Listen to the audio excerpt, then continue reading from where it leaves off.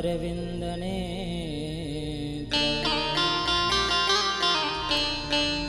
कृष्णात् परं किमपि तत्त्वमहं न जाने। जय जय श्री राधारमण,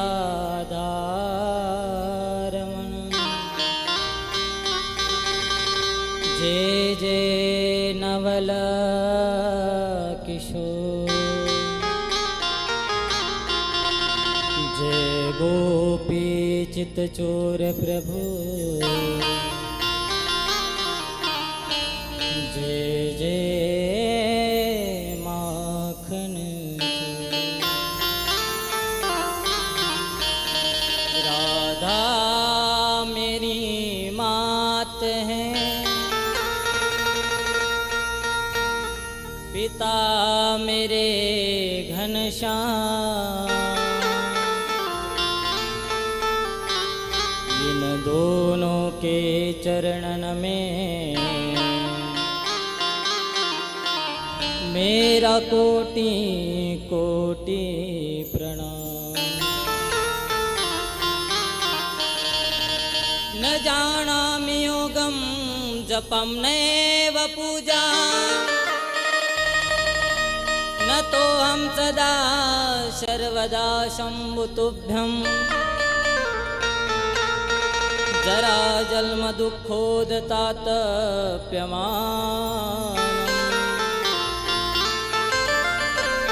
प्रभु पायापन्यमामीश शम्भो। राम कथा रसिक प्रभु, शंभुनाथ हनुमान, प्रेम सहित आसन धरऊ, सुनऊ कथा हरिगान। सब द्वारण को छोड़ के मैं आयो तेरे द्वार। हे वृषभानु के लाडली, जरा मेरी निहार। हे वृषभानु के लाडली, नित मेरे ओर निहार। बोलिए भागवत महापुराण की जय हो, वृंदावन बिहारी लाल की जय हो, राधा वल्लभ सरकार की जय हो। जय जय श्री राधे, जय जय श्री राधे, जय जय श्री राधे श्याम। आइए हम प्रभु के मंगलमय नामों का चिंतन करते हैं। तत्पश्चात श्रीमद् भागवत कथा में हम प्रवेश करेंगे।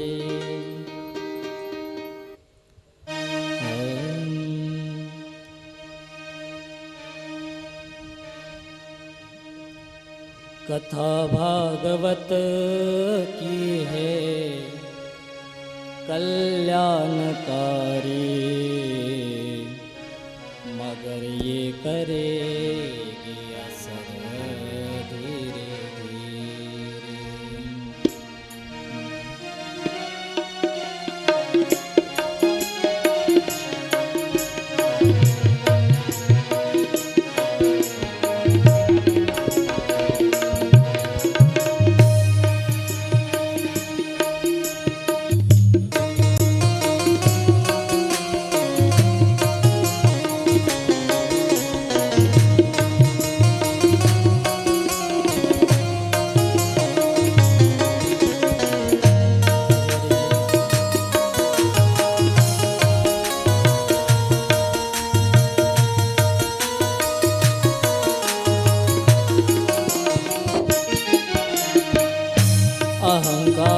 मद मोह हे रास भीतर अहंकार मद मोह हे रास को अहंकार मद मोह हे रास भीतर ओ अहंकार मद मोह हे रास को उतारेगी सारा जहर धीरे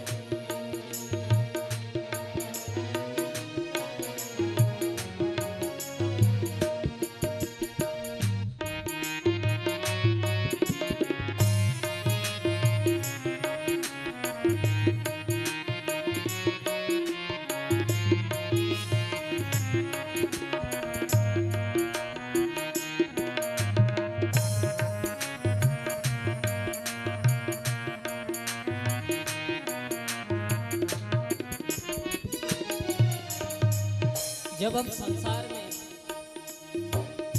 व्यवहार करते हैं, जीवन में पूरा समय बीत जाता है, लेकिन हमें कभी भी ठाकुर जी के चरणों में जाने का समय ही नहीं मिलता भैया। कभी झंझटों से ना मौका मिलेगा, कभी झंझटों से ना मौका मिलेगा, जैसे भी हो कुछ समय को निकालो, जैसे भी हो कुछ समय को निकालो। जन्म आदमी का मिले ना मिले फिर, जन्म आदमी का मिले ना मिले फिर, चली जा रही है उम्र धीरे धीरे, चले जा रहे हैं जरा धीरे धीरे। कथा भागवत की है कल्याणकारी, कथा भागवत की है कल्याणकारी, मगर ये करेगी असर धीरे धीरे, मगर ये करेगी असर धीरे धीरे। राधा राधा राधा राधा राधा राधा राधा राधा राधा राधा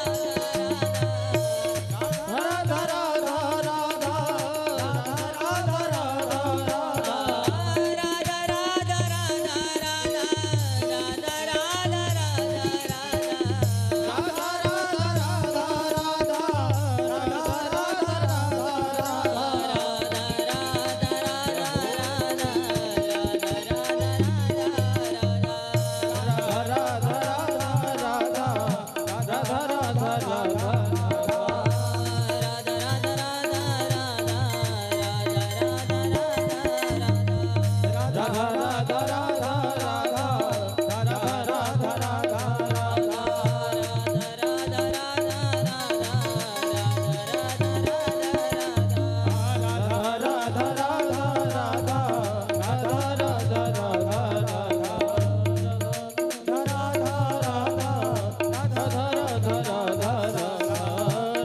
राधा राधा राधा राधा राधा बोले भागवत महापुराण की जय हो।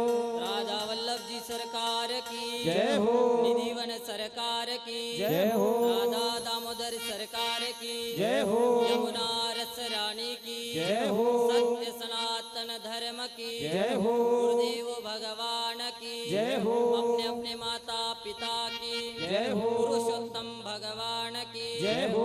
जय जय श्री राधे श्याम।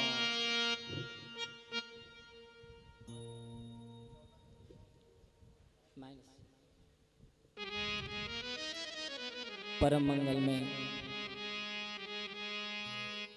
परात पर अखिलेश्वर अकारण करुणा वरुणालय भक्त वांछात कल्पतरु अनंत कोटि ब्रह्मांड नायक सकल गुण गण निधान अकारण करुणा वरुणालय भक्त वांछात कल्पतरु रस स्वरूप रास रासेश्वर ब्रज बजेश्वर मथुराधिपति भक्त वत्सल गोसुर विप्रहितकारी ब्रह्मण्य देव भगवान श्री कृष्ण इनकी ये आह्लादनी शक्ति श्री भगवती श्री राधा रानी, इनकी ये शब्द में प्रतिमूर्ति श्रीमद भागवत महापुराण सज्जनों, अपने जीवन का कल्याण करने के लिए, अपने जीवन को सफल बनाने के लिए दूर दूर से पधारे हुए भक्तजन, ज्ञानी जन, भक्तिमती माताएं और गौरी स्वरूपा बहनें, सज्जनों, हम बड़े भाग्यशाली हैं कि हमें श्रीमद् भागवत कथा श्रवण करने को मिल रही है। आप भी सब लोग बड़े ही भाग्यशाली हो जो पुरुषोत्तम मास में श्रीधाम वृंदावन में श्रीमद् भागवत महापुराण इस पवित्र ग्रंथों को सुनने के लिए आए हैं। मैं दावे के साथ आपको कह सकता हूं, यदि आपने अपने मन को एकाग्र करके यदि श्रीमद् भागवत कथा श्रवण कर ली तो भगवान आपके ऊपर जरूर कृपा करेंगे, आपका वृंदावन आना सफल हो जाएगा। सज्जनों, इस संसार में दो चीजें बड़ी दुर्लभ हैं, एक तो संतों का समागम, दूसरी भगवान की कथा। महाराज गोस्वामी तुलसीदास जी एक जगह कहते हैं, संत समागम हरि कथा तुलसी दुर्लभ दोही धनदारा और लक्ष्मी पापी के भी होई। महाराज किसी के घर में धन हो, दौलत हो, ऐश्वर्य हो, इसमें कोई आश्चर्य की बात नहीं है। बोले महाराज आश्चर्य की बात में है, बोले कोई भगवान की सेवा कर रहा है, कोई भगवान का भजन कर रहा है, कोई भगवान की पूजा कर रहा है, कोई भगवान के सत्संग में सतत लगा रहता है,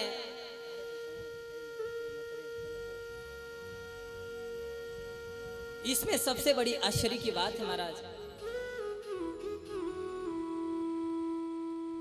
गोस्वामी तुलसीदास जी कहते हैं, धन दारा और लक्ष्मी पापी के भी होई।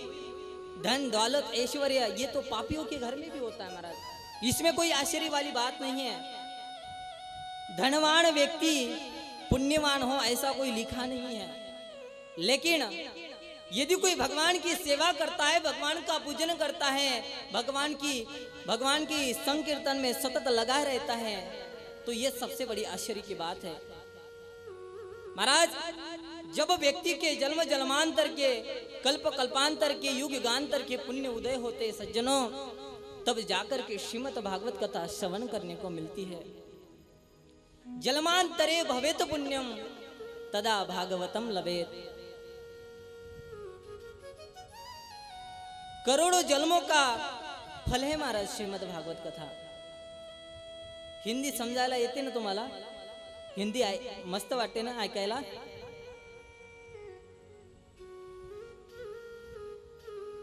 महाराज हालांकि ये देवता स्वर्ग में रहते हैं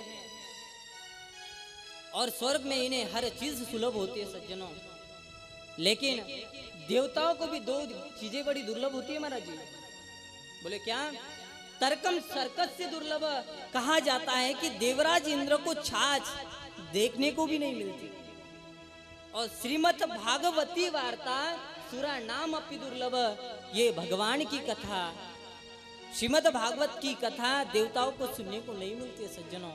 इसलिए जब तक कथा हो तब तक खूब मट्ठा पियो और श्रीमद् भागवत कथा का श्रवण करो महाराज।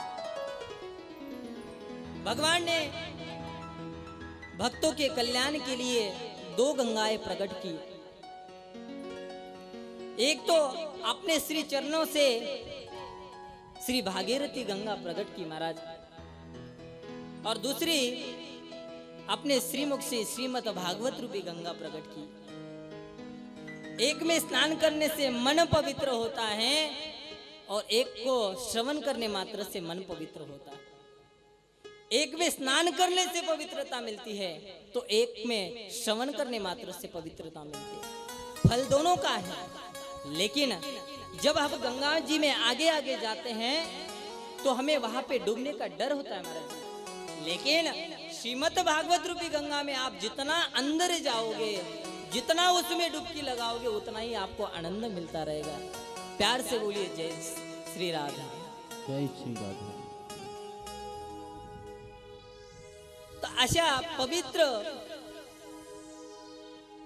पावन ग्रंथाचं श्रवण करण्याकरता तुम्ही सगळेजण इथं एकत्रित झालात।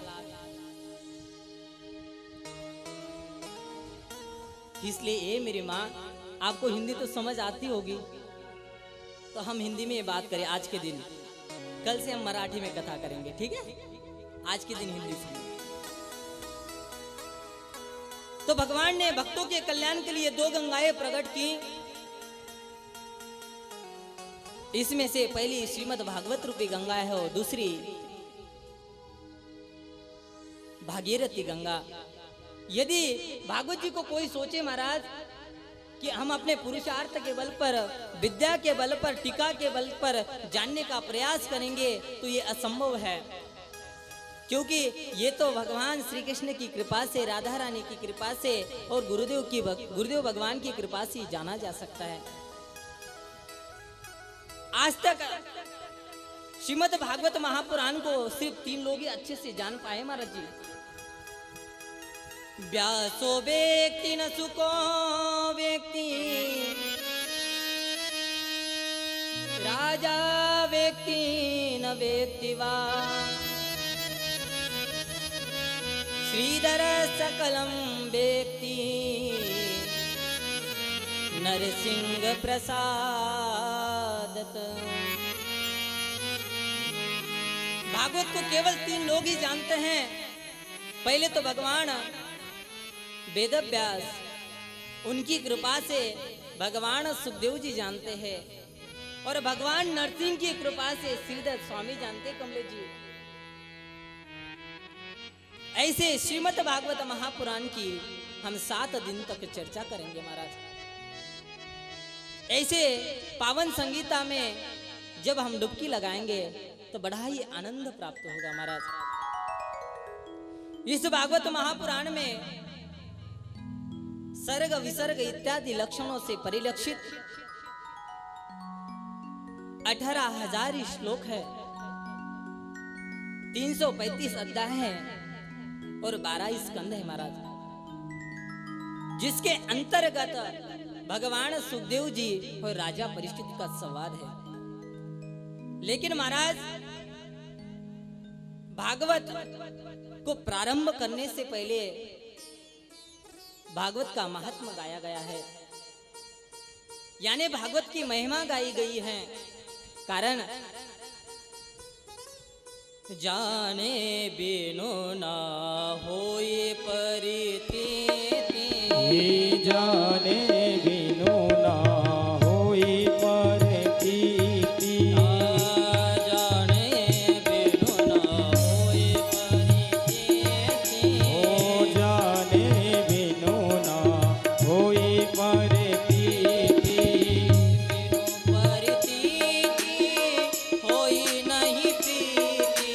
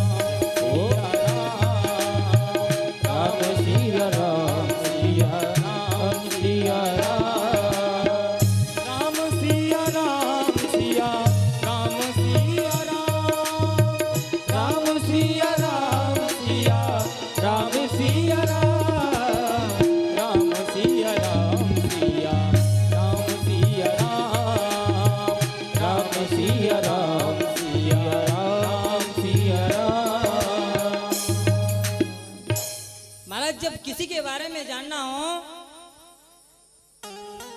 किसी के प्रति श्रद्धा बढ़ानी हो, किसी के प्रति विश्वास बढ़ाना हो, तो उसके प्रति अच्छे से जानना बहुत जरूरी होता है मामा। क्योंकि जाने बिनु ना होई परितिति, बिनु परितिति होई नहीं प्रीति। आप जब तक किसी के बारे में अच्छे से जानोगे नहीं, तब तक उसके प्रति आपका विश्वास श्रद्धा नहीं बढ़ती महाराज। तो इसीलिए भागवत के प्रति हमारी श्रद्धा बढ़े, भागवत के प्रति हमारा विश्वास बढ़े। इसलिए भागवत के 6 अध्यायों में भागवत जी की महात्मा गाई है। महाराज आश्चर्य इस बात का है, भागवत जी की महिमा भागवत जी ने नहीं बल्कि पद्म पुराण ने गाई है। क्योंकि जो संत महापुरुष होते हैं वो अपनी महिमा स्वयं अपने मुख से नहीं गाते सज्जनों, उनकी महिमा तो अन्य लोग ही गाते हैं। बड़े बड़ाई ना करे, बड़े न बोले वो, हीरा मुख से ना कहे, लाख टका है। हीरा कभी भी अपने मुख से ये नहीं कहता कि मेरी कीमत लाखों में है, करोड़ों में है। उसकी कीमत तुम्हारा ज्वारी तय करता है। तो उसी प्रकार महाराज संत महापुरुष कुलीन लोग अपनी महिमा स्वयं अपने मुख से नहीं गाते महाराज। जो संपूर्ण कुंभोन करोति शब्दम, अदोर घटो घोषमुपैति नूनम, विद्वान कुलीनो न करोति गर्वम, गुणैर्व्यूना बहुजल्पयन्ति। महाराज आपने देखा होगा मामा, भरा हुआ मटका होता है, वो कभी आवाज नहीं करता, लेकिन यदि मटका आधा भरा हुआ तो देख लीजिए वो बहुत आवाज करेगा। उसी प्रकार से जो विद्वान कुलीन संत महापुरुष होते महाराज जी, वो कभी भी अपनी महिमा स्वयं अपने मुख से नहीं गाते। लेकिन जो अर्धवट होते, मतलब आधे जो होते हैं ना महाराज, वो अपनी महिमा अपने मुख से गाना चाहते हैं। गुणेर बिहुना बहु जलपयंती। तो महाराज इसे श्रीमद् भागवत महापुराण की महिमा स्वयं भागवत ने नहीं बल्कि पद्म पुराण ने गाई है। भागवत जी के महात्मा के प्रथम श्लोक में राधा कृष्ण की वंदना की है महाराज। भगवान का स्वरूप कैसा है, भगवान का कार्य क्या है, और भागवत सुनने से हमें क्या लाभ होता है माता, ये सारा वृत्तांत हमें भागवत जी के प्रथम श्लोक में बताया है। आइए हमारे साथ साथ आप भागवत जी का प्रथम श्लोक गाइए। सच्चिदानंद रूपाय विश्वोत्पत्त्यादि हेतवे, विश्वोत्पत्त्यादि हेतवे, तापत्रय विनाशाय, तापत्रय विनाशाय, श्री कृष्णाय वयं नमः, श्री कृष्णाय वयं नमः। सुत जी महाराज कह रहे हैं महाराज, श्री कृष्णाय वयं नमः, यानी श्री राधया सहितम श्री कृष्णाय इति श्री कृष्णाय, कि भगवती श्री राधा रानी सहित हम श्री कृष्ण चंद्र ठाकुर को प्रणाम करते हैं। किसी ने प्रश्न पूछा, महाराज आपके भगवान कैसे है? बोले सच्चिदानंद रूपा, मेरे प्रभु सच्चित आनंद घन स्वरूप वाले हैं। बोले सत का अर्थ क्या होता है? सत माने चेतना, सत माने सत्य होता है। जो त्रिकाला बाधित होता है उसे सत्य कहा जाता है महाराज। माने जो भूतकाल में भी था, वर्तमान में भी है और भविष्य में हमेशा रहेगा, वही सत्य कहा जाता है महाराज। अस्ति इति सत, उसे सत्य की उपमा दी गई है। भगवान का दूसरा स्वरूप गिना रहे हैं चित। चित यानी चेतना, चेतना यानी प्रकाश। मेरे प्रभु प्रकाश स्वरूप है। किसी ने प्रश्न पूछा माता जी कि आपके भगवान को कभी किसी से प्रकाश उधार लेने की जरूरत नहीं है? बोले नहीं महाराज, मेरे प्रभु स्वयं प्रकाशमान है, उन्हें कभी भी किसी से प्रकाश उधार लेने की जरूरत नहीं है महाराज जी।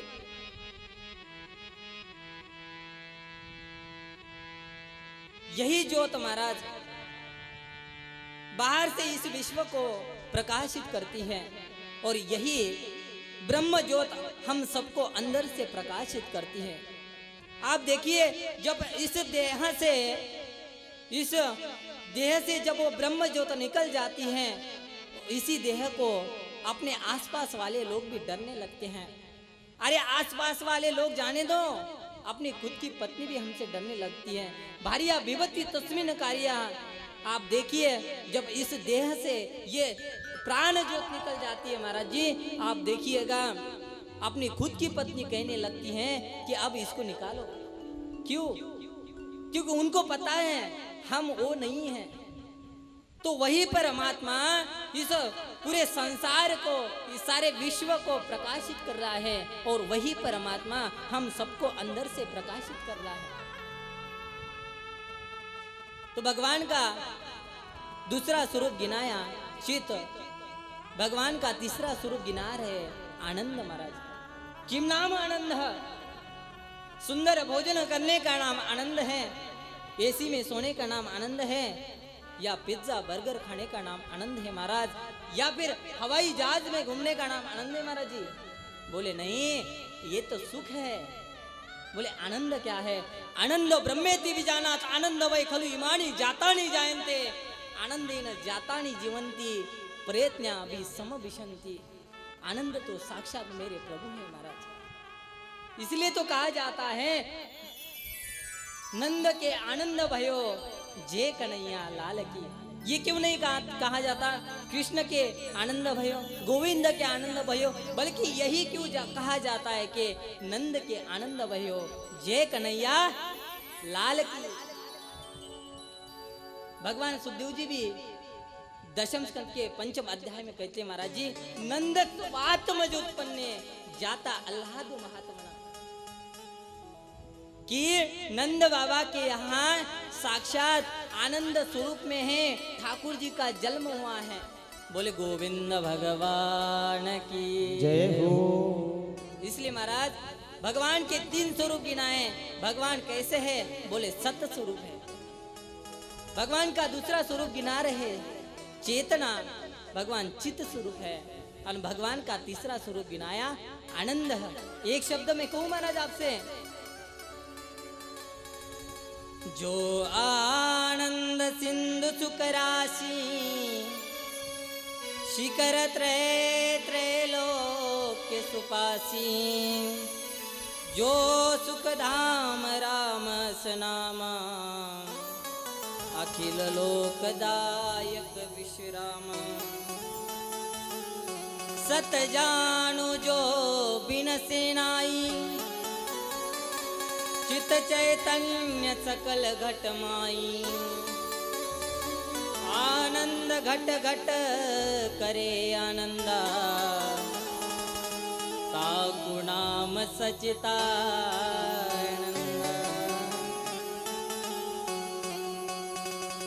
भगवान के तीन स्वरूप गिनाए महाराज। भगवान कैसे हैं? चित्त है, सत्य स्वरूप है, आनंद स्वरूप है। अब भगवान का कार्य गिना रहे हैं। बोले भगवान का क्या कार्य है?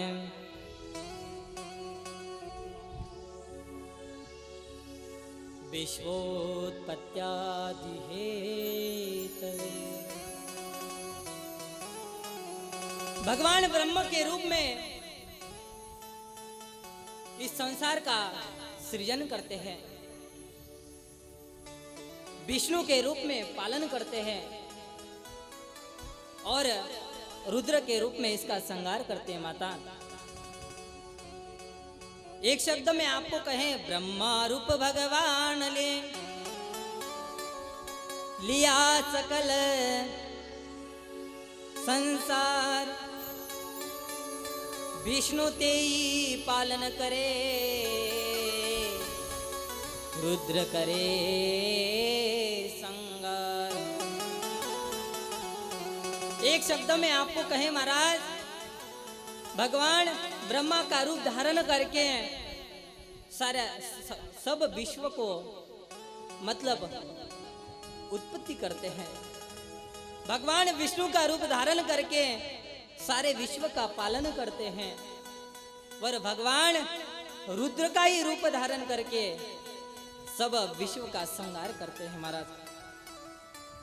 अब महाराज ये भागवत की कथा सुनने से हमें क्या लाभ होता है, ये गिना रहे हैं। क्योंकि महाराज इस संसार में ऐसा कोई भी इंसान नहीं है जो फालतू में अपना समय बर्बाद करे। आप सच सच बताओ माता, आप यहाँ पे बैठे हो, बताओ कि आपके मन में कोई ना कोई तो स्वार्थ है ही ना। आपको भी लगता है मुझे भगवान मिल जाए, आपको लगता है ना माता, सबको लगता है महाराज। इस संसार में ऐसा कोई भी इंसान नहीं है जो फालतू में अपना समय बर्बाद करे।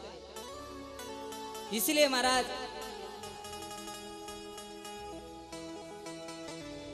श्रीमद् भागवत श्रवण करने से हमें क्या फल प्राप्त होता है, इसका लाभ गिना रहे हैं। बोलता पत्रय विनाशाय दैहिक दैविक भौतिक तापा। ओ दैहिक दैविक भौतिक तापा, दैविक दैविक भौतिक तापा, दैहिक दैविक भौतिक तापा।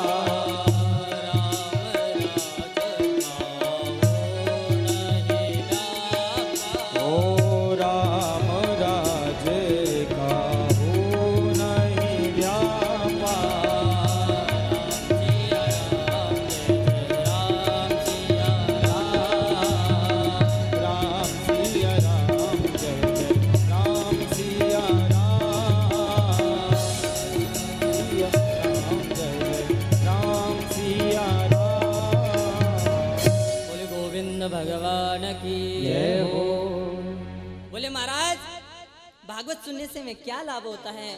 बोले आध्यात्मिक, आदि दैविक, आदि भौतिक, इन तीन तापों से जो व्यक्ति हल पर जल रहा है महाराज, बोले भागवत सुनने से उसकी हमें निवृत्ति हो जाती है। जब इंसान को दुख मिलता है ना महाराज, तभी इसका महत्व समझ आता है महाराज जी। आध्यात्मिक, आदि दैविक, आदि भौतिक, इन त्रिविध तापों से जो व्यक्ति हर पल जल रहा है, कह रहे हैं भागवत सुनने से इसकी निवृत्ति हो जाती है। भागवत के द्वितीय श्लोक में सुखाचार्य जी की वंदना की है। यम प्रव्रजन्तमनुपेतमपेत कृत्यम् द्वैपायनो विरह कातरया जुहाव। पुत्रेति तन्मयतया तरवो विनेदो तं सर्वभूतहृदयं मुनिमानतोऽस्मि। सुखदेव जी महाराज 12 वर्ष तक मातृगर्भ में निवास किए और जन्म लेते ही वन की ओर चले गए। लेकिन महाराज व्यास जी को पुत्र का वियोग सहा नहीं गया। पुत्र पुत्र कहकर सुखदेव जी के पीछे भागने लगे। लेकिन सुखदेव जी महाराज तो भगवत मग्न थे महाराज, उन्होंने पीछे मुड़ के नहीं देखा। सज्जनों, मुझे भी ये लगता है जब हम भगवान के रास्ते पे चलते हैं ना, जब इंसान को पीछे मुड़ के नहीं देखना चाहिए। हे मेरी माँ, आप महाराष्ट्र से वृंदावन आए हो, मैं आपको सच कह दो, अब वृंदावन आए हो ना, तो ठाकुर जी को मिले बिना मत जाना। सच कह रहा हूं। इतने प्यार से ठाकुर जी का दर्शन करना कि ठाकुर जी आपको मिल जाए, मैं ठाकुर जी से प्रार्थना करूं। सुखदेव जी भगवत मग्न होने के कारण उन्होंने पिता की ओर नहीं देखा, बस उन्होंने अपना कल्याण देखा, आगे आगे चलते गए। लेकिन व्यास जी को वृक्षों की ओर से जवाब आया, अरे व्यास जी आप तो बड़े ही विद्वान हो, ज्ञानियों के शिरोमणि हो, भगवान के कला अवतार हो। हम लाखों पुत्रों को जन्म देते हैं फल के रूप में, लेकिन कभी भी शोक नहीं करते। और आप सिर्फ एक पुत्र के लिए, आप ज्ञानियों के शिरोमणि होकर भी पुत्र के वियोग में रो रो के उसके पीछे भाग रहे हो, ये आपको शोभा नहीं देता। व्यास जी को भी लगा महाराज, अरे सच में मेरा पुत्र कितना महान है। व्यास जी वहां से महाराज अपने आश्रम को लौट आए। तो ऐसे सर्वभूत हृदयम, ऐसे व्यास जी, ऐसे सुखदेव जी भगवान को हम सब बारंबार प्रणाम करते हैं। बोले सुखदेव जी भगवान की जय हो। नैमिषे सुतमासिन मविवाद्य महामतिम कथामृतरसास्वाद कुशलो शोनको ब्रवी। हे मेरी माँ, अब यहाँ से कथा आपकी प्रारंभ हो जाएगी, ठीक है? अब ध्यान से सुनना। कथा प्रारंभ होती है नैमिषारण्य की पावन भूमि से। कमलेश जी, ये नैमिषारण्य की भूमि बड़ी पावन कही गई है। एक बार की बात है महाराज, लाखों ऋषि में चर्चा बिठाई गई। बोले कलयुग आ रहा है, और कलयुग जब आएगा तो हमें पता है कितना दहशत मचा देगा।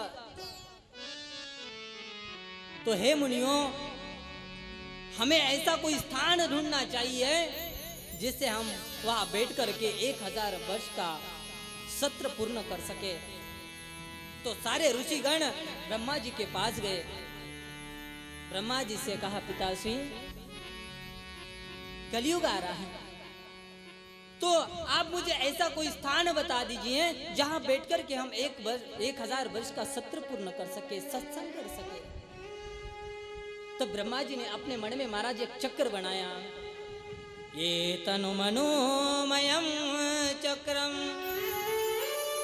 मया सृष्टम विसृज्यते यत्रासे श्रियते नेमि सदिते सह तपस्वम्। ब्रह्मा जी बोले, ऋषियों ये चक्र जहां जाकर के रुक जाए वहां अपना सत्र प्रारंभ कर देना। तो महाराज वो चक्र आगे आगे जा रहा है, उस चक्र के पीछे सारे ऋषिगण जा रहे हैं। सारे पृथ्वी में वो चक्र घुमा और आकर के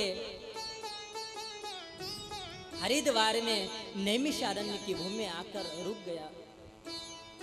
तो उसी चक्र की नूक यानी टोक से जिस भूमि की उत्पत्ति हुई उसी का नाम नैमिषारण्य भूमि हुआ। तो ऐसे नैमिषारण्य के पावन भूमि पर आज 88,000 संतगण विराजमान है महाराज। इनकी एक विशेषता है, बोले क्या? कथामृत रसास्वाद कुशल। ये कथा रूपी अमृत का स्वाद लेने में बड़े कुशल है महाराज। आज 88,000 संत गणों में एक युवा संत पधारे, उनका नाम है महाराज श्री सुत जी महाराज। जैसे ही सुत जी महाराज वहां पधारे, सारे ऋषिगण खड़े होकर के उनका स्वागत किया। बड़े सुंदर आसन पे उनको बिठाया पंचोपचार विधि से उनका पूजन किया और बड़ा ही सुंदर प्रश्न पूछा। अज्ञान ध्वांत विध्वंस सूर्य कोटि समप्रभा सुताख्याय कथा सारं मम कर नरसायनम। हे सुत जी महाराज, आपका ज्ञान अज्ञान रूपी अंधकार को नष्ट करने के लिए करोड़ों सूर्य के समान है। हे सुत जी महाराज, हमने आज तक कथाएं तो बहुत सुनी है माता, लेकिन आप हमें ऐसी कोई कथा सुना दिए, आप हमें कथा का सार सुना दीजिए जिससे हमारे कर्ण को, मतलब हमारे कान को अमृत का कार्य कर सके। हे सुत जी महाराज, कलयुग आ रहा है, कलयुग आने के कारण लोगों की बुद्धि मंद हो गई है महाराज जी, लोगों का भाग्य मंद हो गया है, लोगों की आयु मंद हो गई है। हे सुत जी महाराज, आप हमें बताइए ज्ञान वैराग्य की वृद्धि कैसे हो गई? यदि लोग कर्म से भटक जाए तो उनको मतलब सही मार्ग पे कैसे लाया जाए? सत्य जी महाराज, हमने ये प्रश्न आपको इसलिए किया है क्योंकि आपके ऊपर गुरुदेव भगवान की बड़ी कृपा है। चिंता मनिरलोक सुखम सुरुद्रु स्वर्ग संपदम प्रयच्छति गुरु प्रीतो वैकुंठम योगी दुर्लभम। महाराज, यदि किसी को चिंतामणि प्राप्त हो जाए, यदि उसका पर्श लोहे से हो जाए तो लोहा भी सोना बन जाता है। चिंतामणिर चिंतित जही चिंतम, तो हर वस्तु प्रदान करने में सक्षम है चिंतामणि। हम कल्पर वृक्ष के नीचे जाएं, कल्प वृक्ष से ये कहें कि हमें स्वर्ग की संपदा चाहिए, तो स्वर्ग की पूरी संपदा आपको दे सकता है कल्पवृक्ष। लेकिन कल्पवृक्ष से आप ये कहो कि मुझे गोविंद का दर्शन करा दे, तो ये असंभव है महाराज। अरे योगियों का पावन दुर्लभ वैकुंठ भी दिलवा सकते हैं यदि गुरुदेव भगवान के मन में आ जाए। हे सुत जी महाराज, हमने ये प्रश्न आपको इसलिए पूछा है कि आपके ऊपर गुरुदेव भगवान की बड़ी कृपा है, इसलिए आप श्रेयसाम यद भवे श्रेयम पावनानां च पावनम कृष्ण प्राप्ति करम शश्वत साधनम तद्वदाधुना। तो आप मुझे ऐसी कथा सुनाइए जो पवित्रों में भी परम पवित्र हो, श्रेष्ठों में भी परम श्रेष्ठ हो, और जो मुझे मेरी गोविंद की प्राप्ति कराने वाली हो। ये सुनकर के महाराज सुत जी महाराज बड़े प्रसन्न हो गए। बोले, ऋषियों, आपका मेरे ऊपर बड़ा ही प्रेम है, और आप याद रखना, इसी प्रेम के वशीभूत होकर के मैं आपको शास्त्र का सार सुनाऊंगा, जिसके श्रवण मात्र से आपका इस संसार भय का नाश हो जाएगा। आप सावध होकर के सुनिए। काल ब्याल मुख ग्रास त्रास निर्नाश है तवे श्रीमद् भागवतम शास्त्रम कलौकीरेण भाषितम्। एक काल रूपी सर्प आपको निगलने के लिए अपना मुंह फैलाए बैठा है। हे मेरी माँ, आप मुझे बताइए, आप कब तक सुरक्षित हो? बताओ। तभी तक सुरक्षित हो जब तक आपको काल रूपी सर्प निगल नहीं लेता। सही है ना? आप तभी तक सुरक्षित हो जब तक आपको मृत्यु नहीं आती।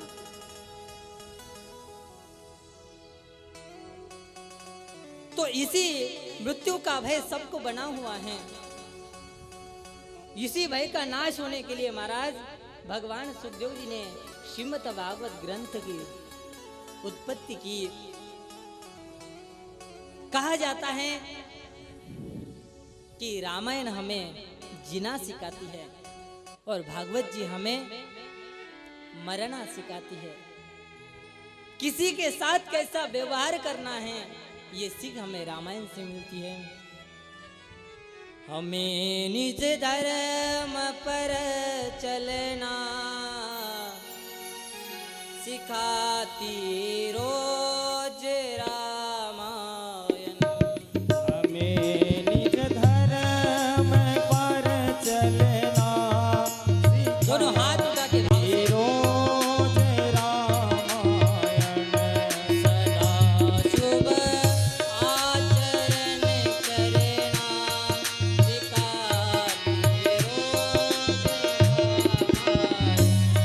सदा शुभ आचरण करना सिखाती रोज रामायण।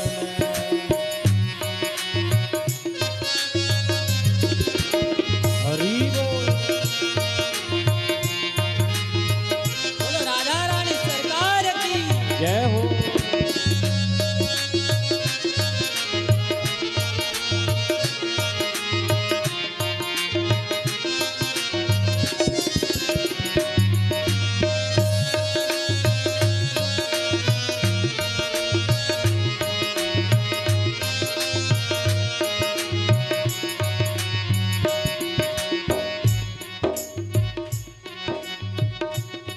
जिन्हें संसार सागर से उतर कर पार जाना है। जिन्हें संसार सागर से उतर कर पार जाना है।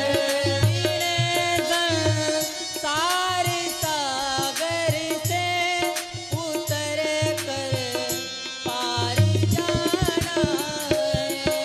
जिन्हें संसार सागर से उतर कर पार जाना है। उन्हें सुख से किनारे पर उन्हें सुख से किनारे पर लगाती रोज रामायण। हमें निज धर्म पर चलना सिखाती रोज रामायण। हमें निज धर्म पर चलना सिखाती रोज रामायण। कभी छवि विष्णु की बाकी कहीं शंकर की है जाकी की बाकी कहीं शंकर की है जाकी।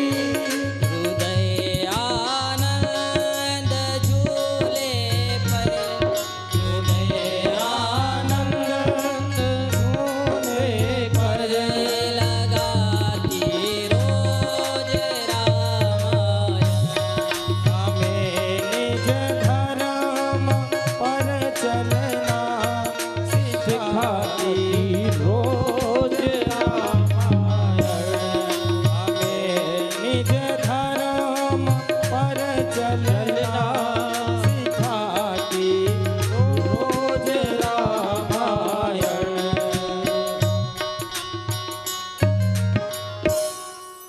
तो महाराज कहा जाता है रामायण हमें जीने की सीख देती है, लेकिन अपने मृत्यु को मंगलमय कैसे बनाया जाए ये सीख हमें सिर्फ भागवत जी से ही मिलती है। सुखदेव जी तो कहते हैं यदि अपने मन को मामा शुद्ध करना हो ना, हम अपने मन को पवित्र करना हो ना माता, तो एकमेव उपाय बताए हैं कि बस श्रीमद् भागवत कथा श्रवण करो, अपना मन पवित्र हो जाएगा। क्योंकि जन्मांतरे भवेत पुण्यम तदा भागवतम लभेत। जन्मों के पुण्य का फल है श्रीमद् भागवत कथा। ये ऐसे ही नहीं मिलती महाराज। अरे आपके गांव में लाखों करोड़ों पब्लिक होगी, लेकिन उनमें से आप गिने चुने ही वृंदावन आए हो। पता है वृंदावन भूमि क्या है? वृंदावन का यदि एक सेकंड का भी यदि सत्संग प्राप्त हो जाए तो भगवान की प्राप्ति हो जाती है माता। तो आप तो यहाँ 7 दिन तक श्रीमद् भागवत कथा श्रवण करेंगे। बताओ आप कितने भाग्यशाली होगे माता। करोड़ों जन्मों के पुण्य का फल है श्रीमद् भागवत कथा। जब परीक्षित राजा को कथा सुनाने के लिए सुखदेव जी महाराज वहां विराजमान हुए तो स्वर्ग में पता चला तो देवता भी महाराज कलश, अमृत का कलश लेकर वहां प्रकट हो गए और भगवान सुखदेव जी से कहते हैं महाराज आप ये अमृत परीक्षित राजा को पिला दीजिए और श्रीमद् भागवत रूपी अमृत हमें पिला दीजिए। महाराज एक बात बताओ, असली हीरा हो और ये कांच का हीरा हो, यदि कांच का हीरा मैं आपको दूं और मैं आपको यदि ये कह दूं कि आप असली वाला हीरा मुझे दो तो आप देंगे? नहीं देंगे। तो सुखदेव जी महाराज भी वही कह रहे हैं कि हे देवताओं, अरे कहाँ हमारा भागवत रूपी अमृत और कहाँ आपका स्वर्ग का अमृत। अरे जब हम स्वर्ग का अमृत पीते हैं तो हमारा पुण्य क्षय हो जाता है। महाराज भागवत रूपी अमृत और स्वर्ग रूपी अमृत में 2 बड़े अंतर कहे गए हैं। स्वर्ग का अमृत हमें मरने के बाद प्राप्त होता है माता। आप देखो कितने भाग्यवान हो। और श्रीमद् भागवत रूपी अमृत हमारी जीते जी हमें प्राप्त हो रहा है, इससे और ज्यादा हमें क्या चाहिए। तेतम भुक्त्वा स्वर्ग लोकम विशालम क्षीणे पुण्य मर्त लोकम पिशन्ति। कहा जाता है जब आप स्वर्ग का अमृत पीते हो तो आपका पुण्य क्षय हो जाता है। लेकिन श्रीमद् भागवत रूपी अमृत जब आप पीते हो तो आप पुनरपि जननम पुनरपि मरणम पुनरपि जननी जठरे शयनम। जन्म मृत्यु के चक्कर से आपकी छुट्टी हो जाती है महाराज। इसलिए सुखदेव जी महाराज ने देवताओं को कथा का दान नहीं दिया। अब तो महाराज देवता बड़े क्रोधित हो गए, ब्रह्मा जी के पास चले गए, ब्रह्मा जी से शिकायत कर दी। ब्रह्मा जी ने देखा विवेक जी कि अरे परीक्षित राजा ने 7 दिन तक भागवत कथा श्रवण कर ली और उनकी तो मुक्ति हो गई। महाराज ब्रह्मा जी को बड़ा आश्चर्य हुआ। ब्रह्मा जी ने क्या किया पता है आपको? ब्रह्मा जी ने स्वर्ग में एक तराजू ले लिया और एक तरफ दुनिया के समस्त साधन रख दिए और दूसरी तरफ श्रीमद् भागवत जी को विराजमान किया। और जैसे ही उस तराजू को उठाए, लघुन्यानि जातानि गौरवेण इदं महान् तदा ऋषिगणा सर्वे विस्मयं परमं। जिस पल्ले में श्रीमद् भागवत जी को विराजमान किया था वो तो अपने गरिमा के कारण नीचे झुक गया, लेकिन समस्त साधन ऊपर उड़ गए। सब साधन ऊपर भये भागवत भई महान। ऋषियों ने ये कह दिया मुक्ति ग्रंथ ये। महाराज ऋषियों ने हर जगह घोषणा करवा दी, अरे ये श्रीमद् भागवत ग्रंथ तो बड़ा ही महान है, यदि इसको कोई सप्ताह विधि से मतलब मन पूर्वक श्रवण करे तो ये निश्चित स्वरूप से उसका कल्याण कर देगा। महाराज ये सप्ताह की परंपरा आपको पता है कहां से आई है? पता है माता आपको? जब सनत कुमार जी ने नारद जी को 7 दिन में कथा सुनाई, तभी से सप्ताह श्रवण विधि पुमारे तस्य भाषितः, तभी से इस सप्ताह विधि की परंपरा प्रारंभ हुई। महाराज आज महाराज शौनक आदि ऋषियों ने सुत जी महाराज से प्रश्न पूछा, महाराज हमने तो सुना है कि नारद जी तो एक जगह रुक नहीं सकते, हमने तो यहाँ तक सुना है कि नारद जी 2 घड़ी से ज्यादा एक जगह पर रुक नहीं सकते, और आप तो कह रहे हैं कि नारद जी ने 7 जगह एक ही जगह पे बैठकर सप्ताह विधि से श्रीमद् भागवत कथा श्रवण कर ली। ये बात हमें कोई ठग नहीं रही। महाराज कृपा करके महाराज जी आप हमें विधिवत पद्धति से ये कथा सुनाइए। तब सुत जी महाराज कहते हैं, ये कदा ही विशालायां चत्वारं ऋषियोन्मला सत्संगार्थ समायाता रुद्रुषोस्तत्र नारदम्। महाराज एक बार की बात है, सनत सनंदन सनातन और सनत कुमार भैया सत्संग करने के लिए विशालापुरी बद्री का आश्रम आए। महाराज वहां आने के बाद उन्होंने देखा कि नारद जी खिन्न मन से एक जगह पर बैठे हुए हैं, और सनत कुमार भैया को भी बड़ा आश्चर्य हुआ, अरे सारे विश्व को जो सुख देने वाला आज वो कैसे दुखी बैठा है। मैं आश्चर्य होता है महाराज इंसान को, जो इंसान कभी दुखी नहीं रहता। आप देखो माता, वो एक आध बार कभी दुखी मिले जाए ना तो सारी दुनिया कहने लगती है, अरे लगता है इसको बड़ा ही दुख है। महाराज सनत कुमार ने पूछा, भैया आप क्यों दुखी हो? नारद जी ने कहा, हे सनत कुमार भैया, कथम ब्रह्मण दीन मुख कुतश्चिंतातुरो भवान त्वरितं गम्यते कुत्र कुतश्चागमनम तव। हे नारद जी आप क्यों खिन्न मन से बैठे हुए हो? आप तो ऐसे बैठे हो जिसे जैसे गत वित्तो यथा जना, किसी के धनवान व्यक्ति का पूरा धन लेके कोई भाग गया हो। आप मुझे बताओ क्यों, क्या हुआ? आप क्यों खिन्न मन से बैठे हो? अरे नारद जी आपके पास तो ऐसा धन है उसको कोई छीन नहीं सकता।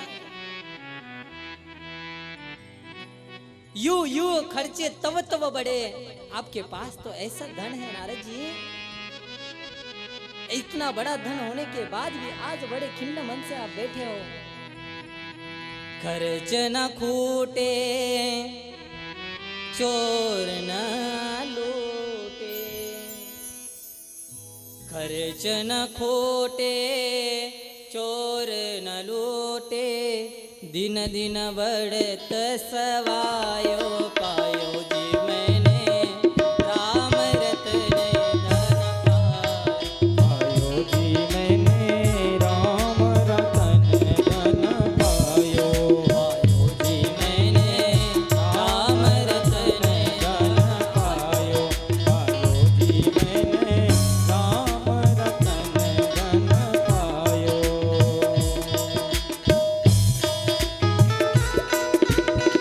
आओ से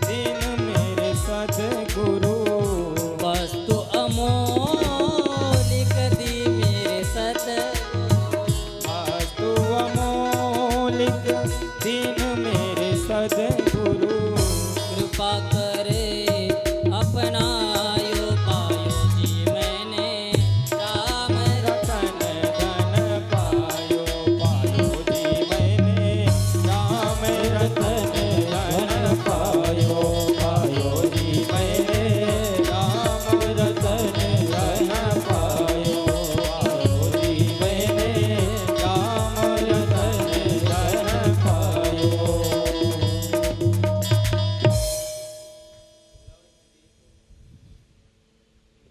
नारद जी ने पूछा, सनत कुमार जी पूछते हैं, भैया आपको ऐसा क्या हुआ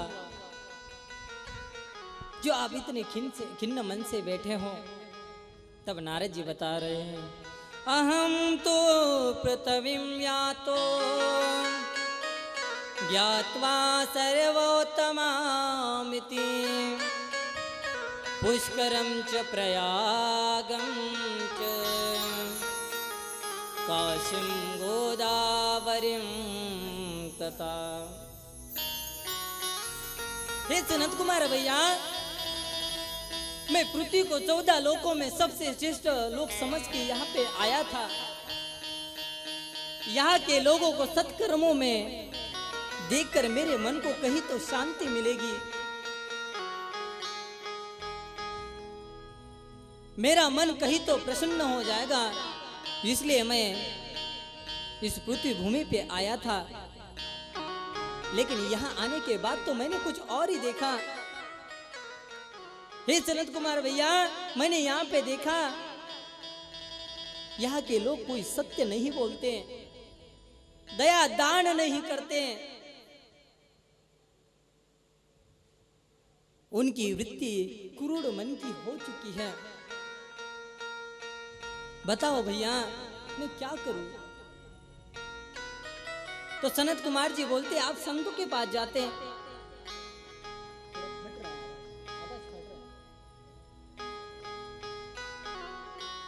तो नारद जी कहते, भैया हम भी कहा दिल्ली मुंबई घूमने गए थे, हम भी तो संतों के पास ही गए थे।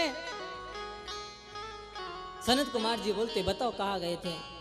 पुष्करम च प्रयागम च काशीं गोदावरीं तटां हरिक्षेत्रं कुरुक्षेत्रं श्रीरंगम सेतुबंधनम। पुष्कर प्रयाग से लेकर के काशी गोदावरी कुरुक्षेत्र तक हम चले गए।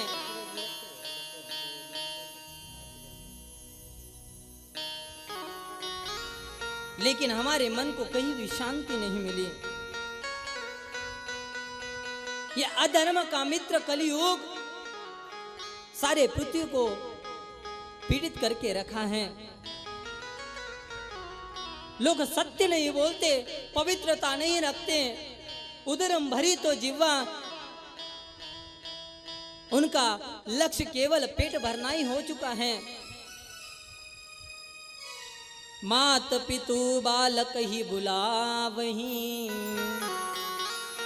उदर भरई सोई धर्म सिखावही। माँ बाप को भी अपने पुत्रों से कोई लेना देना नहीं रहा। माँ बाप भी अपने पुत्रों को क्या सिखाते हैं? बस पेट भरना सिखाते हैं। सत कार्य से, सत कर्म से उनको कोई लेना देना नहीं रहा। हे मेरी माँ, मैं आपको सत्य बता दूं, जब आप अपने पुत्रों को ऐसा सिखाओगे तो पुत्र भी तो आपके साथ ऐसे ही करेंगे मामा। जब पुत्रों को अच्छा ज्ञान दोगे तो पुत्र भी आपका ही कल्याण कर देंगे। तो महाराज, माता पिता अपने पुत्रों को ऐसा ज्ञान देते तो पुत्र भी ऐसा ही करते हैं उनके साथ।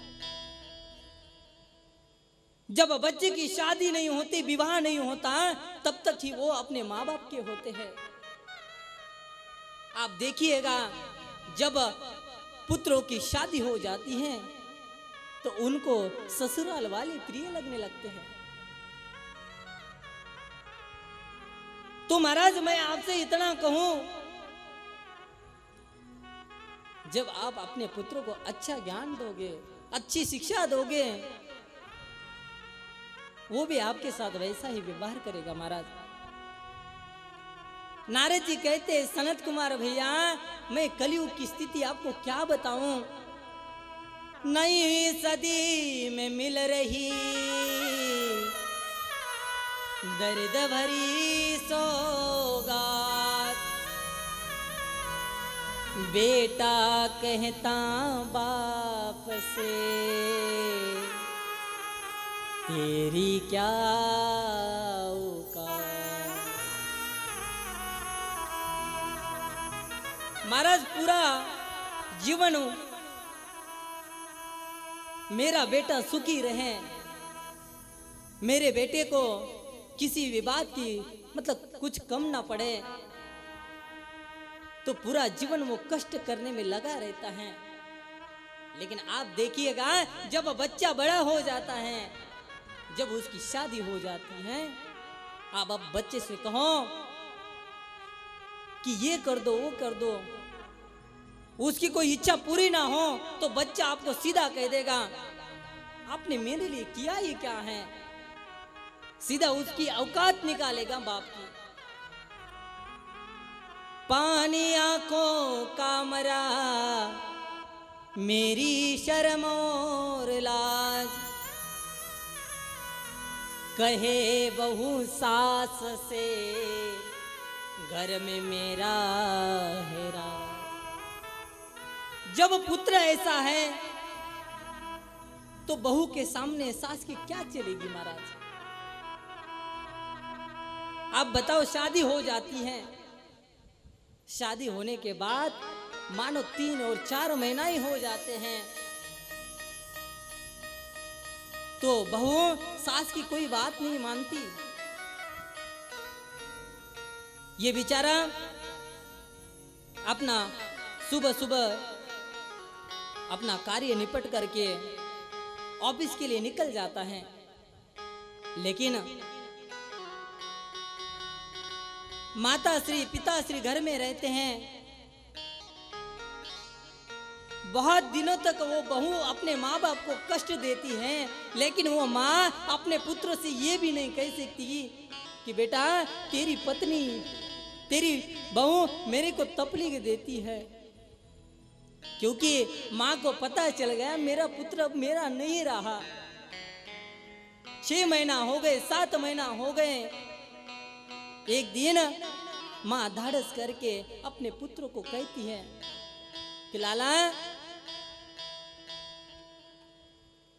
तेरी पत्नी तेरे बाप को मुझे बहुत तकलीफ देती है। तो पुत्र सीधा कह देता है माता आपको रहना हो तो रहो, नहीं तो घर से निकल जाओ। अब तो अपना खून भी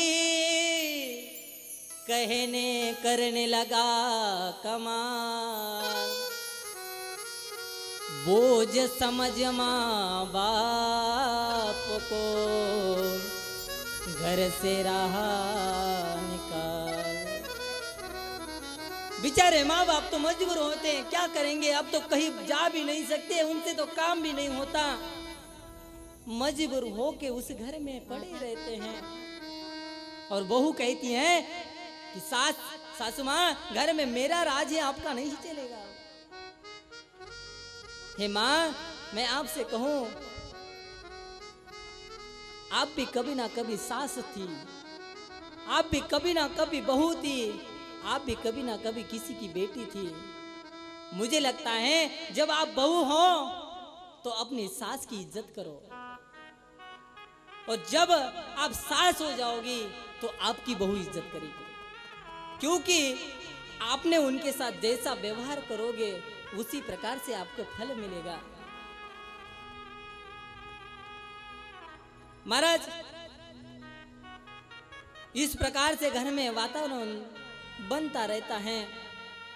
बड़े भाई की शादी हो जाती है, छोटे भाई की शादी नहीं हुई।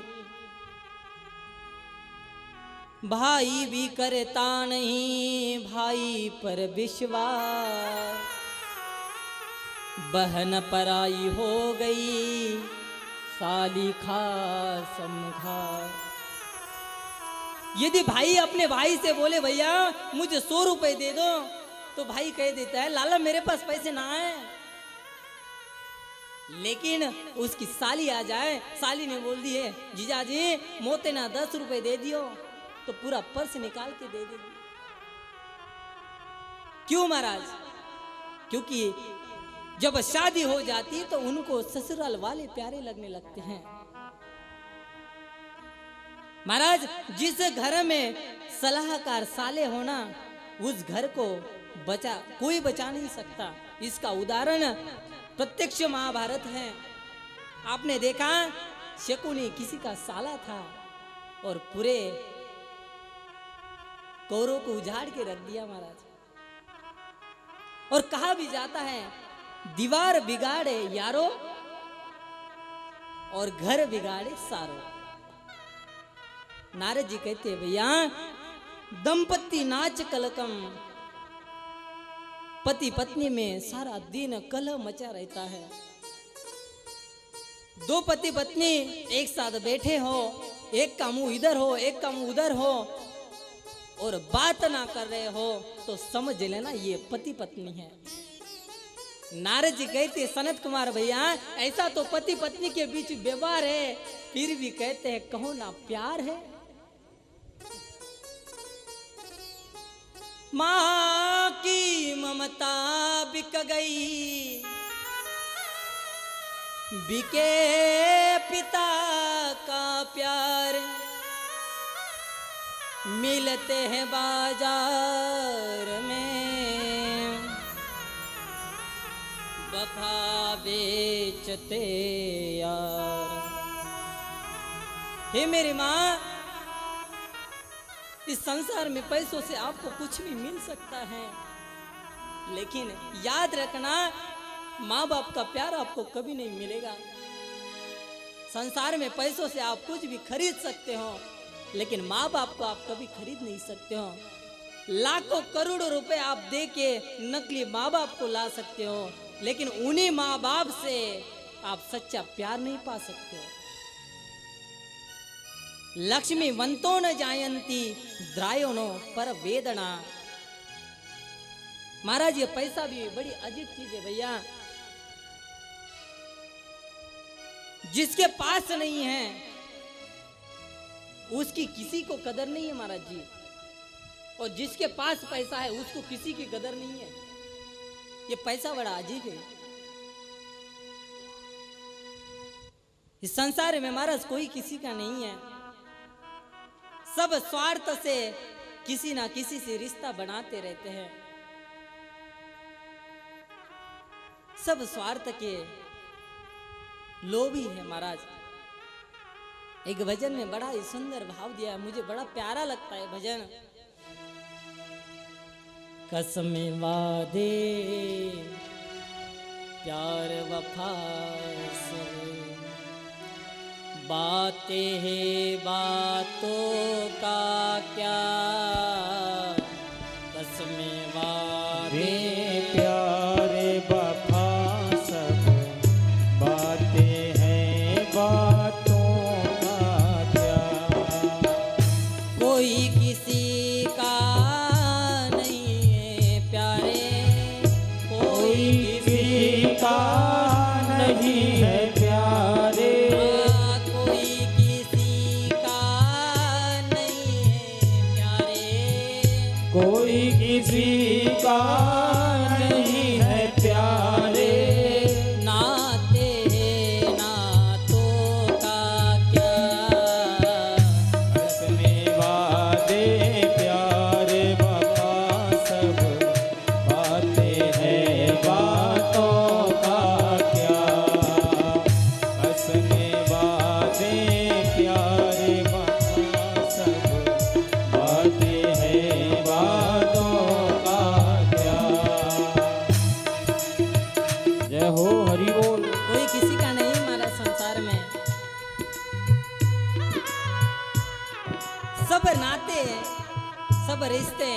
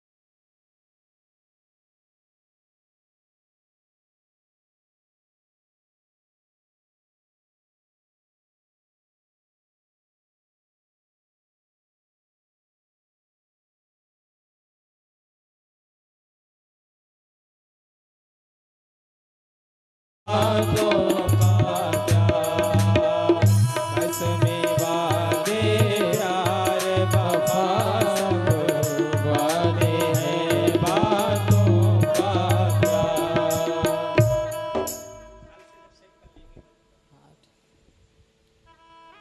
संसार में कोई किसी का नहीं है महाराज। आप देख लेना, आपका खुद का पुत्र ही आखिर आपको आग लगाने वाला है। इसलिए जब आप संसार में व्यवहार करते हो ना,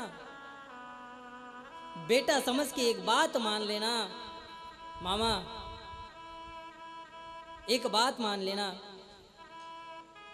देखो रिश्ता सबसे रखो, लेकिन जो मेन रिश्ता है ना, राधा वल्लभ से रखो, ठाकुर जी से रखो, तब आपको दुख नहीं मिलेगा। नारद जी कहते हैं, सनत कुमार भैया, विवाह के लिए अपने माँ बाप से पुत्र पूछते नहीं है। लड़के ने लड़की को पसंद कर लिया, लड़की ने लड़के को पसंद कर दिया, बस दोनों की शादी हो गई। लड़का लड़की राजी, अब क्या करेगा पिताजी, क्या करने वाले।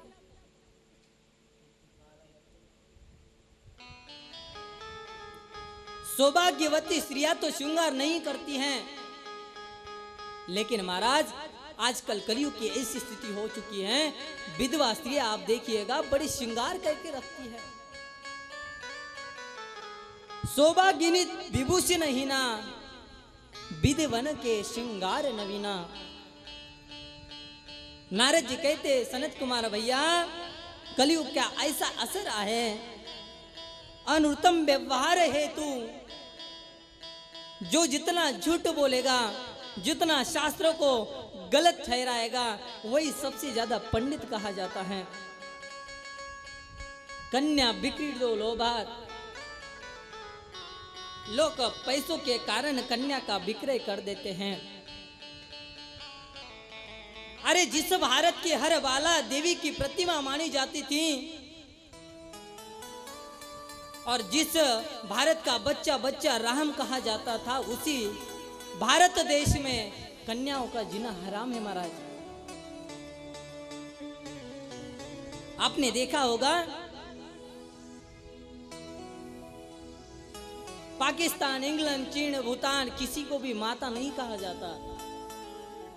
एकमेव केवल भारत माता को ही माता का दर्जा दिया है। अरे कुछ तो बात होगी इस भूमि में, तभी तो माता कहाँ है।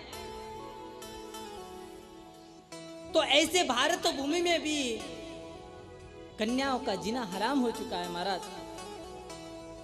कहा जाता है, कृता द्रवेण या नारी न सा पत्न्या विधीयते, न सा दैवेन पित्रे च दासीं तां कश्यपो। कहा जाता है, जो धन लेकर के ब्याही गई कन्या होती हैं, उसको दैव कार्य में, पितृ कार्य में बैठने का अधिकार नहीं होता। इसलिए नारद जी कहते हैं, सनत कुमार भैया, लोग कन्या का विक्रय करते हैं। जब मैंने ये गृहस्थ की ये स्थिति देखी, तो सोचा कि संतों के यहाँ चलते हैं। तो संतों के यहाँ तो इससे भी मैंने विकट परिस्थिति देखी। नारद जी कहते, भैया, न योगी नैव सिद्धो वा न ज्ञानी सत्क्रियो नर, कलिदा वा नलेनाद्य साधनम भस्मता गतम। ना कोई साधु है, ना कोई सन्यासी है, जाके नख अरु जटा विशाला, सोई तापस प्रसिद्ध कलिकाला। जिसकी जितनी बड़ी दाढ़ी है, जिसके जितने बड़े बाल हैं, वही सिद्ध साधु माना जाता है। नारी हुई सिय गंपत्ति नास्ती, मूड मुड़ाई होए सन्यासी। पत्नी मर गई, टकली कर दी, बन गए सन्यासी। नारद जी ने महाराज 5000 वर्ष पहले इस कलयुग की स्थिति गिना रहे, आगे चल के ऐसा होगा और दिखने को भी मिल रहा है माता। नारद जी कहते सनत कुमार भैया, मैं कहीं जा रहा था, मैंने रास्ते में देखा कुछ बच्चे खेल रहे थे। मैंने पूछा भैया ये बच्चे किसके हैं? बोले सन्यासी के हैं। और आगे बढ़ा, मैंने बहुत बड़ा बंगला देखा। मैंने पूछा भैया ये बंगला किसका है? बोले त्यागी जी का है। थोड़ा और आगे बढ़ा,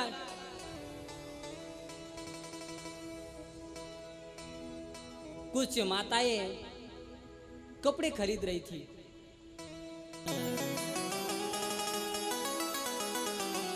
नारद जी कहते भैया, नारद जी कहते देवी तुम चिंता मत करो, तुम ठाकुर जी के चरणों का स्मरण करो, मैं गारंटी के साथ आपको कहता हूं आपके पुत्र को बिल्कुल चेतना आ जाएगी। आप ठाकुर जी की प्रार्थना करो। भक्ति माता नारद जी की के कहने पर भगवान की प्रार्थना करने लगी। कर दो दूर प्रभु मेरे मन में अंधेरा है, जब से तेरी लगन लगी हुआ मन में सवेरा है। नारद जी के कहने पर भगवान की वो प्रार्थना करने लगी।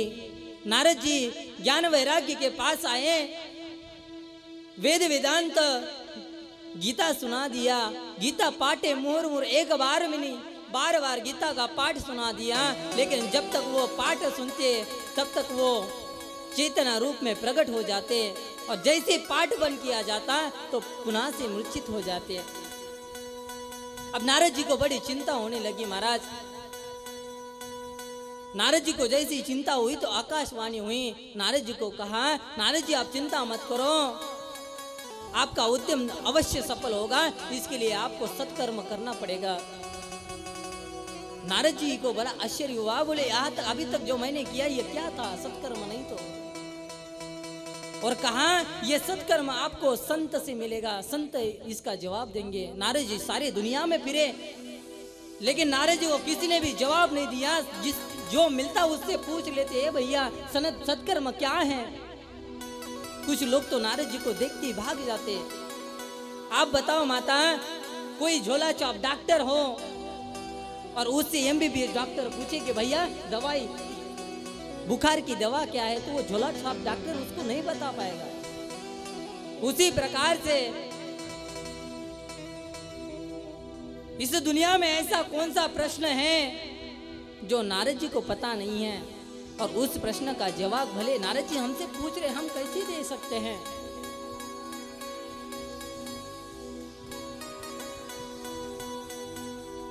नारद जी को बड़ी चिंता हुई। नारद जी कहते भैया वहां से मैं बद्री का आश्रम आया और आप जैसे संतों का मुझे दर्शन हुआ। मैं आप ही से पूछता हूं बताओ सत्कर्म क्या है?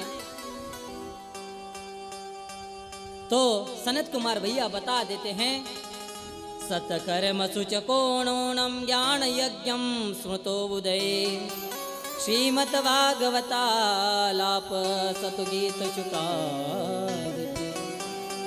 अब श्रीमद् भागवत ज्ञान यज्ञ का आयोजन करो, ज्ञान वैराग्य को बिल्कुल चेतना आ जाएगी। नारद जी को फिर से चिंता हुई। बोले सभी शास्त्रों का वेद वेदांत मैंने सुना दिए, गीता का बार बार पाठ सुना दिया, और श्रीमद् भागवत कथा तो इसका सार है, फिर इससे कैसे फल मिलेगा?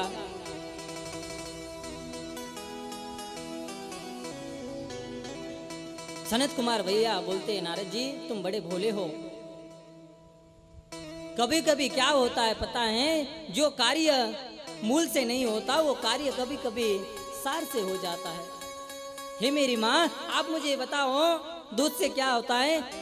दूध से मक्खन बनता है और मक्खन से ही घी बनता है, लेकिन घी से दिया लग सकता है लेकिन दूध से घिया नहीं लग सकता। नारद जी को अपना संशय समझ आ गया और नारद जी ने सनत कुमार जी को कहा, हे भैया आप जैसे कहेंगे उसी प्रकार से मैं करूंगा। नारद जी ने बोले, आप तो वक्ता है ही हो, बस मुझे ये बता दीजिए कि ये कथा करनी का कहा है। नारद सनत कुमार जी कहते हैं, गंगा द्वार समीपे तू तटमानंद नामकम। गंगा जी के किनारे हरिद्वार में आनंद नाम का एक तट है, वहां पे आप कथा सुना दो। नारद जी ने बड़ा ही आयोजन किया, सभी संत देव भगवंत वहां पे प्रकट होने लगे। कितने सारे ऋषि मुनि वहां प्रकट हो गए और बड़ा ही सुंदर भजन होने लगा। नारद जी ने सनत कुमार जी को व्यासपीठ पे बचाया, उनका सुंदर पूजन किया। और आज सनत कुमार जी ने सनत कुमार जी ने भागवत जी की महिमा सुनाना प्रारंभ किया। सदा शिव्याम श्रीमद्भागवती वार कथाम यस्या श्रवण मात्रेण हरिश्चित्तम समाश्रे। आप भागवत जी का बहुत श्रवण करो, बहुत श्रवण करो। भागवत जी का यदि श्रवण करोगे तो आपका संसार भय का नाश दूर हो जाएगा।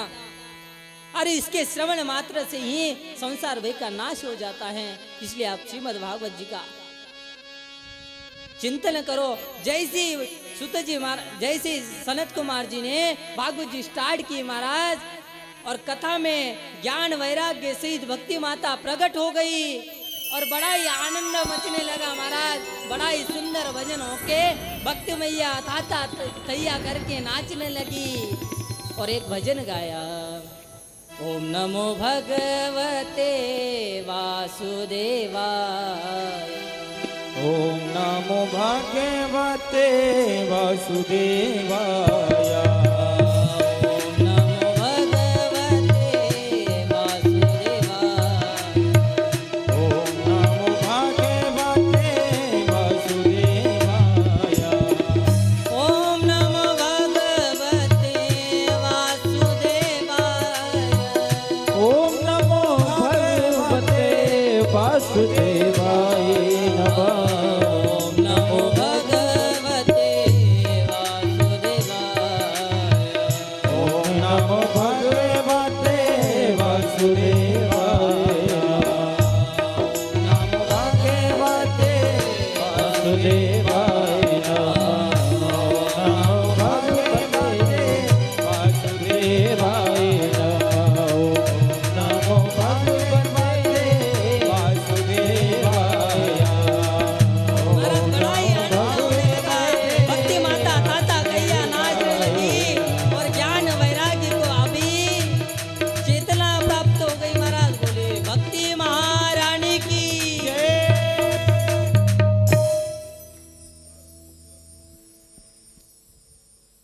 महाराज ये देख के नारद जी को इतना संतुष्ट प्राप्त हुआ, इतना संतोष मिला। नारद जी बोले, वाह श्रीमद् भागवत कथा। बताओ माता, जो वृद्ध थे उनको यदि चेतना दिलवा सकती श्रीमद् भागवत कथा, तो आपको ना दिलाएगी। इसलिए मैं आपसे प्रार्थना करूं माँ, जब तक आप भागवत जी की कथा सुनो, इतने ध्यान से सुनना, क्योंकि श्री धाम वृंदावन बड़े भाग्य से मिलता है। इस प्रकार से कथा हुई और नारद जी ने खुश होकर के सनत कुमार जी की स्तुति की। महाराज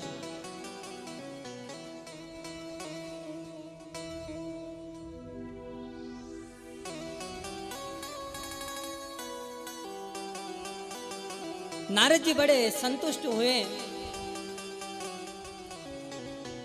अब शौनकादि ऋषि ने प्रश्न पूछा, बोले, हे महाराज,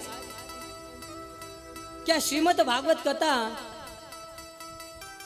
जीवित इंसान का ही कल्याण करती है? ये श्रीमद् भागवत कथा किस किस का कल्याण करती है?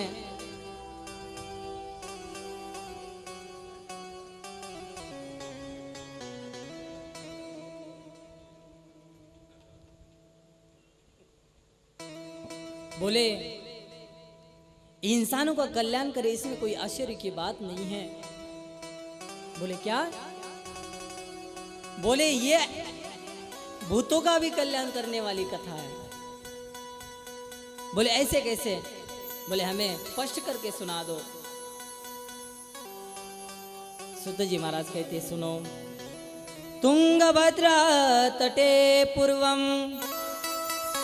भूतपत्यमुत्तमं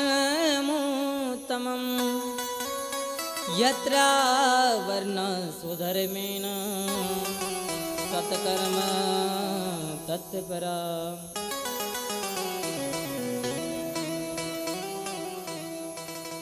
तुंगभद्रा नदी के किनारे एक उत्तम नगर नाम का एक नगर था। उस गांव में आत्मदेव जी नाम के एक ब्राह्मण थे, बड़े सात्विक थे, बड़े ज्ञानी थे महाराज। लेकिन उनके जीवन में एक बड़ी दुविधा थी, उनको पुत्र नहीं था। पुत्र ना होने के कारण वो हमेशा दुखी रहते थे। एक बार उन्होंने सोचा अरे पुत्र ना होने से अच्छा तो मरना ही सही है, और जंगल की ओर निकल गए। और जंगल में जाके एक पेड़ के नीचे जाके बैठ गए। वहां से कोई संत जा रहे थे। संत ने देखा कोई ब्राह्मण देवता है, रो रहा है। संत जी ने पूछा, हे ब्राह्मण देवता क्या हुआ है, क्यों चिंतित हो? आत्मदेव जी कहते हैं हे ऋषिवर, मुझे पुत्र नहीं है, और पुत्र ना होने के कारण मुझे बड़े लोग अभागी कहते हैं। मैं आपको क्या बताऊं, मेरे घर में एक गैया 12 साल से बंधी हुई है, उसको भी कोई बछड़ा बछिया नहीं है। मैं कोई फल लाता हूं तो वो फल भी सड़ जाता है। मुझे बड़ी ग्लानि होती, बड़ा दुख होता है। इसलिए मैं आत्महत्या करने के लिए इस वन में आया हूं। संत जी कहते, अरे लाला तुम बड़े पागल हो। अरे पुत्र ना होना यही तो सबसे बड़ी बात है कि अरे आप देखो पुत्र होगा तो आप कहीं जा नहीं पाओगे। अब देखो आपको पुत्र नहीं है तो आप खुशहाल से आप वन में आए। अरे वन में आने के बाद भगवान का चिंतन करो ना, क्या पुत्र पत्र लगा रहे हो? आत्मदेव जी कहते, महाराज आप तो ठहरे सन्यासी, आपको क्या पता पुत्र का सुख क्या होता है? आपको पता है जब पुत्र पिताजी पिताजी कह के पुकारता है तो कितना आनंद मिलता है? आपको नहीं पता सन्यासी जी। बोले बेटा हमको नहीं पता है, लेकिन तुम मेरी बात मानना, पुत्र होना भी बड़ी दुख की बात होती है। पुत्र यदि सही हो तो माँ बाप सुखी है, और जो पुत्र बचपन में हमें इतना मतलब अच्छा लगने लगता है, वही पुत्र हमें बड़ा होकर के दुख दे देता है। अच्छा हो तो सुख है, और यदि बुरा निकल गया तो बड़ा पूरी जन्म का ही दुख है। आत्मदेव जी कहते, संत जी मुझे कुछ नहीं पता, पुत्र तो चाहिए। संत जी कहते हैं, आत्मदेव जी मैंने देखा है कि आपके 7 जन्मों में भी पुत्र नहीं है। अब तो आत्मदेव जी बड़े महाराज ग्लानि कर करके चिल्ला चिल्ला के रोने लगे। बोले, हे संत महात्मा ये आपने क्या कर दिया? मैं तो 1 जन्म का दुखी था, आपने तो पूरे 7 जन्मों का मुझे दुखी बना दिया। बोले मुझे कुछ नहीं पता, अब तो मैं निश्चित आत्महत्या कर दूंगा, और इसी आत्महत्या का दोष आपको लगेगा। संत जी बोले, बाबा ये क्या दुविधा आ गई? अच्छा खासा भजन कर रहा था, ये कहा इसके चक्कर में मैं पड़ गया। बोले कैसे मेरे ऊपर दोष लगेगा? बोले महाराज मुझे तो 1 ही जन्म का दुख था, आपने तो पूरे 7 जन्मों का दुख बता दिया। बताओ मुझे कितना दुख होता होगा यदि मैंने आत्महत्या कर दी तो इसका दोष आपको लगेगा। आप कुछ भी करके अब मुझे पुत्र चाहिए, आपको जो करना है वो करो। संत जी को भी लगा अब ये मानने वाला नहीं है, इसके ऊपर भूत सवार हो गया है पुत्र का। संत जी ने अपनी झोली में से एक फल निकाला। माता देख लेना, संत का आशीर्वाद यदि मिल जाए तो बताओ क्या नहीं हो सकता। बोला इस फल को ले जाओ, अपने पत्नी को खिला देना। भगवान ने चाहा तो पुत्र हो जाएगा, जाओ तेरा कल्याण हो जाए। आत्मजीव जी बड़े आनंद से घर आ गए। दूर दूर से पत्नी को पुकारने लगे, आज ही सुनते हो, आज ही सुनते हो। अब धुंधली तो महाराज घर से दौड़ी दौड़ी आई, बोले क्यों चिल्ला रहे हो? अब धुंधली का स्वभाव बड़ा क्रूर था महाराज, उसको ना महाराज झगड़ा करने में बड़ा आनंद मिलता था। जब तक पड़ोसन से दो चार बातें ना करे तब तक उसको सुकून नहीं मिलता था। बोले क्या है? बोले देखो तो सही मैंने क्या लाया। बोले क्या लाया? देखो मैंने संत जी ने फल दिया। बोले चिल्ला तो ऐसे रहे थे जैसे कोई 9 लाख का हार ले आए हो। बोले देवी ये 9 लाख का हार से भी महंगा है, इसको खा लेना तुम्हें पुत्र होगा। बोले ठीक है, मैं स्नान वगैरह करके इस फल को खा लूंगी। बड़ी चतुर थी। आत्मजीव जी वहां से चले गए।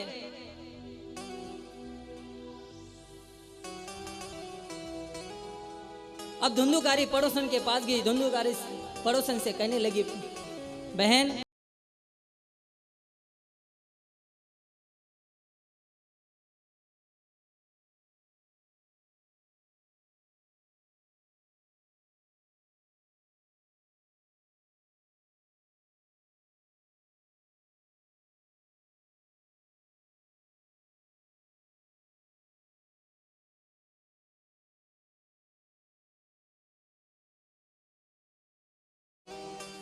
पड़ोसन को 2-4 बातें सुना दी, घर आ गई। 2 दिन में उसकी बहन आ गई, बहन को भी यही बात सुना दी। बहन से कहने लगी, बहन एक संत जी ने फल दिया था, पता नहीं कहां से फल ले आए मेरे पतिदेव, और कहने लगे कि इसको खाओ पुत्र होगा। अरे फल खाने से कहा पुत्र होता है क्या? कुछ भी कहती है। बहन कहती है, बहन तुम चिंता ना करो, मैं भी पेट से हूं, जब मेरा पुत्र होगा तो मैं रात ही रात तुम्हारे पास पहुंचा दूंगी, तुम ढोंग कर लेना, अपने पति को बता देना मैं गर्भवती हो गई हूं। तुम्हें लगता है ना कि इसी फल से पुत्र होगा तो तू संत जी की परीक्षा लेना, इसी फल को गैया को चरा देना, देखेंगे क्या होता है। वो फल जो उसने चढ़ा दिया, गैया को चराया। कालांतर में समय बीता महाराज, उसकी बहन को पुत्र हुआ। पुत्र होने के बाद ये खुशी से झूम उठने लगी। उस पुत्र को लेकर के आत्मजी जी को दिखाया। आत्मजी जी को कहा, देखो जी मेरे को पुत्र हुआ है। पुत्र होने के बाद आत्मजी जी की तो आनंद का कोई ठिकाना नहीं रहा। और 4 महीने बाद महाराज उसी गैया को पुत्र हुआ। अब तो महाराज नारद जी के आनंद का मतलब कोई ठिकाना नहीं रहा। कहा नारद जी को एक पुत्र नहीं हो रहा था और आज नारद जी के घर में 2-2 पुत्र उत्पन्न हुए। गैया को भी नर देह में पुत्र प्राप्त हो गया। देखिए संत जी का प्रसाद। वहां से अब नामकरण का समय आया। गैया को जो पुत्र हुआ था उसके कान गो की तरह थे, उसका नाम गोकर्ण रख दिया। और जब धुंधुकारी की बात हुई तो धुंधुली दौड़े दौड़े आई, बोले इसको मत, आप इसका नाम मत रखो। बोले क्यों? क्योंकि ये मेरा पुत्र है, यदि ये मेरा पुत्र है तो इसका नाम भी मेरे नाम पे ही रखा जाएगा। बोले क्या रखोगी? यदि मेरा नाम धुंधुली है तो इसका नाम धुंधुकारी होगा। बोले ठीक है धुंधुकारी। कालांतर में समय हुआ महाराज, वो बड़ा हुआ, इतना अत्याचारी हुआ, चोरी करने लगा, किसी के बच्चे को बुलाता और कुएं में डाल देता। इतना दुष्ट हुआ महाराज, मच्छी मुर्गा इत्यादि सब कुछ पा लेता था। इसके कारण आप आत्मजी जी को बड़ी ग्लानि होने लगी। कहा एक पुत्र बड़ा धार्मिक है और कहा एक पुत्र बड़ा अत्याचारी है। अब पुनः से आत्मजी जी को ग्लानि हो गई, अरे इससे अच्छा तो पुत्र ना होता तो ही अच्छा। अब फिर से आत्मदेव जी वन को चले गए। तभी वन को जाते हुए गोकर्ण जी महाराज ने रोका। बोले पिताश्री आप काहे चिंता करते हो? कोई किसी का नहीं होता, केवल मेरे ठाकुर, मेरा कृष्ण, मेरा माधव, मेरा गोविंद, मेरा दामोदर ही मेरा होता है। जिस संसार में आपका कोई नहीं है भैया। यदि आप भगवान के चरणों में आपके मन को लगाओगे, मैं सच कहूं वही ठाकुर आखिर में आपका साथ देगा। आत्मदेव जी को गोकर्ण जी महाराज ने बड़ा ही 2 श्लोकों में समझाया। बाबा आप चिंता ना करो, भगवान का भजन करो, आपका जरूर कल्याण होगा। वहां से आत्मदेव जी वृंदावन आए और भागवत जी के 10वें स्कंद का पाठ करते हुए भगवान के श्री चरणों में लीन हो गए। कहा जाता है इस पावन चरित्रों को जो भी सुनता है उसके मन में ठाकुर जी आकर विराजमान हो जाते हैं। अब महाराज आत्मदेव जी महाराज तो चले गए, घर में धुंधुली हैं। धुंधुकारी बाहर से आता, माता से कहता बताओ तुम्हें पिताजी ने बताया होगा धन कहाँ है। महाराज ये इतना नीच हो चुका था, जुआ खेलता, मदिरा पान करता, अपने माता को ही पीट देता, बहुत मारता महाराज। एक दिन तो ऐसा हुआ धुंधुकारी इतनी